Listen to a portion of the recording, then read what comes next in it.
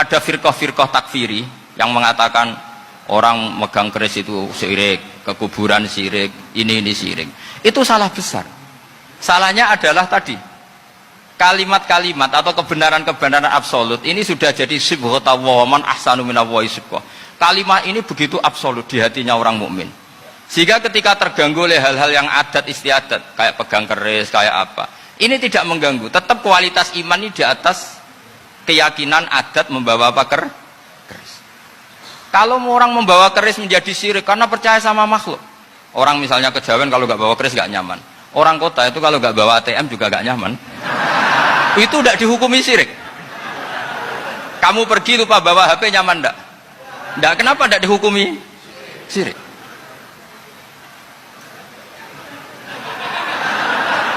Lah ya. Jadi ini logika-logika. Jadi makanya ini Gus Reza boleh ngeritik saya. Saya tuh berkali-kali bilang, saya termasuk ulama yang mau bikin gerakan cangkem elek. Karena nanti kalau saya nisbatkan ke Rasulullah itu tidak pantas, karena Nabi ahsanan nasi khalqau wa khuluqa. Tapi saya siap jadi bempernya Rasulullah Shallallahu Alaihi Wasallam. Pernah ada diskusi di Jakarta, ini kisah nyata. Apa dalilnya setelah sholat salaman? Mana hadisnya? Itu dijawab hadisnya tentu kita kesulitan. Kalaupun ada hadisnya dhaif semua yang masalah musafahat. Akhirnya mau tidak mau dijawab pakai cangkem elek. Boleh nggak kamu setelah salam nyalain HP yang off? Boleh. Boleh nggak ke kamar mandi? Boleh. Oh berarti kencing boleh, nyalain HP boleh, yang nggak boleh itu ingat Allah. Karena mereka mengkritik wiridan, ngeritik salah, salam. Akhirnya mikir deh, ada nggak hadisnya orang setelah sholat nyalain HP? Nggak ada kan? Tapi mereka nyalain HP nggak hambatan, tapi untuk salaman masalah kan? Ke kamar mandi boleh, tapi untuk wiridan nggak boleh. Akhirnya mereka sadar, oh iya.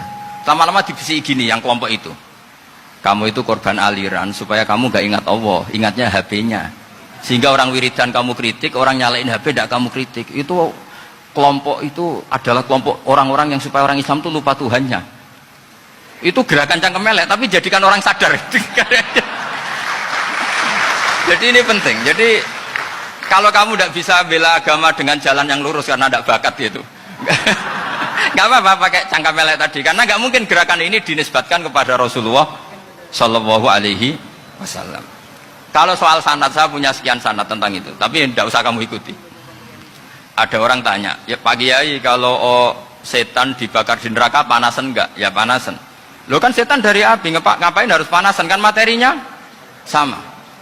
Terus Kak Kiai tadi nggak kesulitan, dia ngambil pasir, disawur di wajahnya. Wah sakit Kiai, kamu kan dari tanah, kena tanah kok. Jadi itu ada sekian, artinya gini ya, kalau kesulitan jawab pakai baik-baik ya sudah pakai cangkem elek itu aja kan. Tapi tentu kan gerakan ini tidak mungkin dinisbatkan kepada para nabi. Tapi saya pastikan meskipun nggak bisa dinisbatkan kepada para nabi dari segi cangkem elek tadi, tapi secara semangat itu sama. Saya punya sekian contoh. Benar Gus Riza tadi gejot saya sengawur-ngawurnya itu masih punya sanad. Itu pas saya ngawur pun masih punya apa? Sanad. Nabi Ibrahim itu ketika faja'alahum juzatan illa kabirallahum itu, si berhala paling besar dikasih kapak. Ketika mereka geger, ini siapa yang memelihara berhala kecil? Kata mereka, sami'na fata yadhkuruhum yuqalu lahu Ibrahim. Ya kira-kira Ibrahim lah gitu.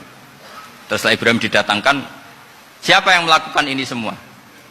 Ini jawaban Nabi Ibrahim, bal fa'alahu kabiruhum hada. Ya tanya yang bawa pedal, saya kan tidak bawa. Terus kata orang-orang, otak kamu itu di mana? Masa berhala disuruh nanya, kan nggak bisa ngomong. Ibrahim kembalikan, uffil lakum walima ta'buduna min dunillah. Lalu otak kamu di mana? Sudah tahu nggak bisa ngomong kok disembah gitu. Itu ada kata uffin loh. Uffin itu kalau diterjemah kira-kira ya agak-agak jancok gitu. Kira-kira ya kira-kira seperti itu. Jadi sekarang dalilnya jancok apa Gus? Pakai jancok biasa kalau hospitalnya sakit hati. Gimana? Jancok itu dari dak tinggalkanlah suan perkara sing elek. Krono ilate wong Surabaya kakean rawon akhirnya ngomongnya jancuk.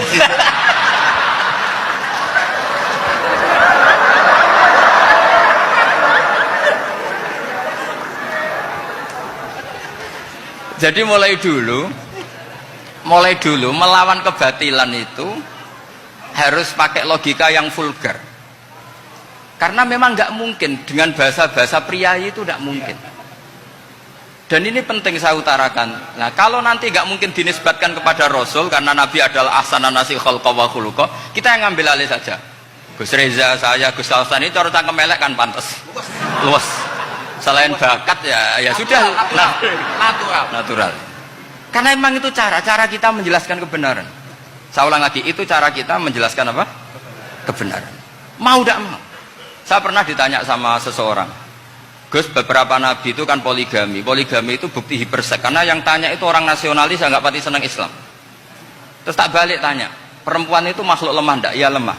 Kalau nolong lama satu itu gimana? Ya baik. Kenapa nolong dua jadi tidak baik? Harusnya kalau nolong tiga tidak baik. Tapi saya tidak dukung poligami enggak. Ini cerita saya. Setidaknya mereka jadi ingat. Saya itu pernah ditanya agak-agak orang ateis, dia benci Islam tapi neliti Islam. Pertanyaan kedua, kenapa dalam perang itu seakan-akan Nabi itu perampok, hartanya orang kafir disita kemudian menjadi ghanimah, itu kan kayak ngerampok. Terus saya tanya gini, kalau ada penjahat ke rumah kamu kemudian pakai senjata api, setelah kamu ringkus, itu senjata api kamu kembalikan apa kamu sita? Oh ya saya sita, kalau tak kembalikan dipakai ngerampok lagi. Ya sama seperti itu, kalau kekuatan mereka dikembalikan akan dipakai kekuatan mereka lagi. Jadi ya lagi-lagi ini kemenangan orang serius. Karena nanti guyonnya sudah dintekno sama Gus Safa sama Gus Riza. Nah, kenapa saya ngajar begitu rileks, begitu santai? Karena pikiran saya sederhana. Fa innal uqula muttarratun ila qabilil haq. Akal sehat pasti dipaksa menerima apa? Kebenaran. Jika kebenaran itu tidak usah kamu ngomongkan secara serius, secara tidak perlu. Kebenaran itu mudah diterima.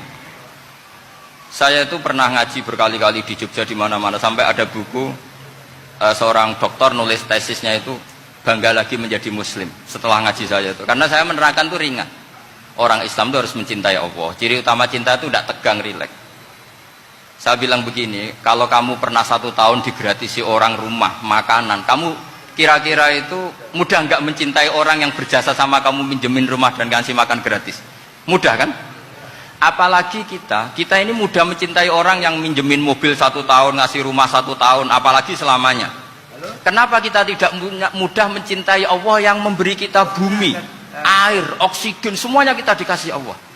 Akhirnya mereka mikir, wong mencintai seseorang yang ngasih dalam durasi 1 tahun saja mudah, apalagi mencintai Allah yang ngasih kita tanpa batas. Itu disebut walladzina amanu asaddu hubbal lillah. Orang mukmin itu mudah sekali mencintai Allah. Caranya dilatih tadi. Kita mudah mencintai orang yang berjasa sama kita. Kenapa tidak mudah mencintai Allah yang tentu jasanya lebih besar? Nah, karena akhir-akhir ini banyak orang yang terlalu nazir, terlalu apa? Kata Nabi kan basyiru walatu nafiru yasiru walatu asiru. Sehingga saya bikin gerakan. Pokoknya semua orang mukmin pasti masuk surga. Nanti soal ada kesalahan-kesalahan kecil yang menjadikan orang su'ul khotimah itu sifatnya kehati-hatian. Jangan menjadi hukum. Hati-hati itu tidak menjadi hukum. Kalau kamu nyupir hati-hati itu bukan berarti pasti kecelakaan. Enggak. Hati-hati itu ya hati-hati saja, tidak menjadi hukum. Ini penting saya utarakan karena kubu sebelah kampanyenya sudah tadi, setiap mati mesti tenang bersama Bapak di surga. Sementara kita mau kampanye, kamu sholat tidak mesti diterima, haji tidak mesti diterima, jadi kiai tidak mesti masuk surga. Coba kalau kita kampanye gitu terus, yang mau jadi muslim itu siapa? Jadi ini sudah tak perhitungkan matang-matang, saya milih macam seperti itu. Ya ini saya pikir sudah, ini pembandingnya supaya punya waktu. Saya suka sekali. Nah ini yang sesi terakhir ya, sesi terakhir. Saya akan cerita fikih karena Nyun sewu Gus, ada iklan sebentar dari ibu-ibu, pentolan mic kurang dekat ke mulutnya Gus Baha. Sehingga suaranya tidak terdengar sampai ke belakang. Oh gitu. Pentolannya ya? Didekatkan Gus. Oh, gitu. Ini kalau ngomong konotasinya itu mesti nyerempet. Sudah apa ya? Sudah ahlinya di situ. Ya malah ada gitu.